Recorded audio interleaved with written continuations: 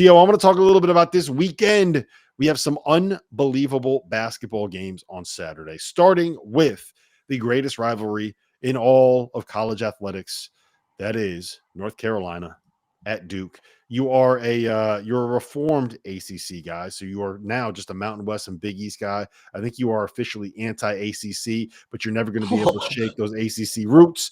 Talk to me about this matchup. Talk to me about what this game means, and talk to me about who has more on the line. I'm sitting. Hold on, like I'm pulling up the conference records right now. But North Carolina's a game up. yeah, it's dude. Both 24-6. Both going to be obviously everybody wants to win that game. I want to say that is Duke favored by 4. According to Ken Palm, it's Duke by 4. The official lines aren't out yet. It comes down to who's at home with this one. And I know Carolina sabotaged K's stuff 2 years ago and all that stuff. Mm-hmm. I think Duke wins this one at home. It's for the regular season championship, correct? Like if North Carolina wins, they get it outright. If Duke wins, it's shared. Oh, okay. Yeah, no, it's it'll be another great game.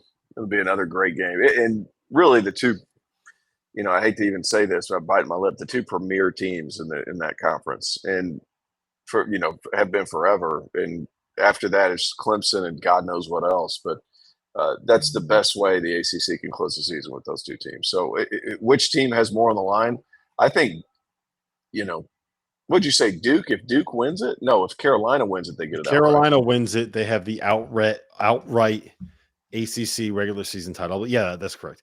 And if Duke wins it, then they share the regular season title. North Carolina 16-3 in league, and Duke is 15-4. But the ACC doesn't even recognize regular season titles anyway because they are. Yeah, they don't, which is stupid. Which is weird because that's kind of like we're going to pin everything on a 3-day tournament, especially because it's always guys in the first double buys that win that. Anyway, I think North Carolina has more because they have a potential 1 seed on the line. Yep. So they win that and they win the SEC tournament, they get a 1 seed. I think North Carolina has more. I think Duke wins at home though. That's kind of where I'm at with the two. I think Duke ends up winning this game. 3 more games. We can roll through them pretty quickly. Kentucky at Tennessee. Kentucky's vaulted offense, Tennessee's elite defense. Kentucky on the road. Ken Palm, I believe, has this as 9 points Tennessee's way. 9 points Tennessee's way. That is a lot of points for a Kentucky team that can put up 90 on quite literally anybody on any given night. What do you like here? I like Tennessee at home. Tennessee can score with them, and it's going to be at Tennessee on senior night. Tennessee's going to win that game. They're just going to beat them up. Yeah. I think you're probably right. I would lean toward. But Kentucky could score 130 points and just tell me to shut up too. That's why I'm kind of on the Kentucky train.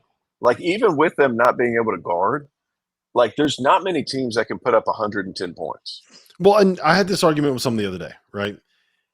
I think that if you look at some of those other teams that are elite offenses that struggle defensively, the Floridas, the Baylors, the Illinois, the Alabamas of the world, right? Kentucky is the one where I have the least amount of concern about them having an off night because there's not just one way that they can do it, right?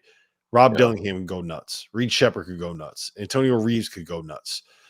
We've seen DJ Wagner go for like 20 and 6 in a game. We've seen Justin Edwards score 28 in a game. They have 4 different big guys that have all been really effective. They're getting Trey Mitchell back. Like there's so many different ways they can get it done. I just feel like they're about as good of a bet as anybody to be able to get you to about 90. And if they can score 90, they're going to have a puncher's chance of being able to win against anybody that they play. Yeah, I agree. Like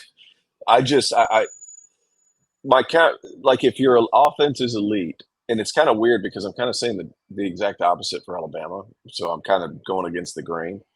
But like with Kentucky, like there's a lot of teams that can hold you in the 50s. Like, but like there's not many teams that can score that many points. Like it's a lot of points. And think about this too. Just from a percentage standpoint, they're shooting 55% from 2. They're shooting 41% from 3 as a team, Rob. As a team. Like they've played good defensive teams too, and they're still getting those numbers. It's hard to even fathom. Yep. One thing I do think will be really interesting is to see what happens with Big Z. He's averaging like double digits over the last 3 or 4 games. He's very clearly the best offensive weapon that Kentucky use there, but he's also uh, what's the I nice had way to put it? dinner with somebody last night that knows very much what's going to happen with Big Z. Well, I'm saying, is he going to end up?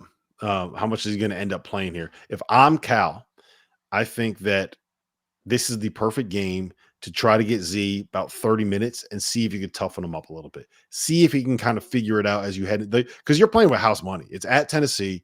You have no chance to win the SEC regular season title. Your seeding kind of already is what it is in both the NCAA tournament and the SEC tournament. So why not just see if you can't get Big Z to kind of deal with some of that toughness a little bit, throw him in the fire, let him play 35 minutes and just see what happens. Because I think that's where their ceiling becomes another level. If you can get him being more than just like a complete non-entity on the defensive end of the floor.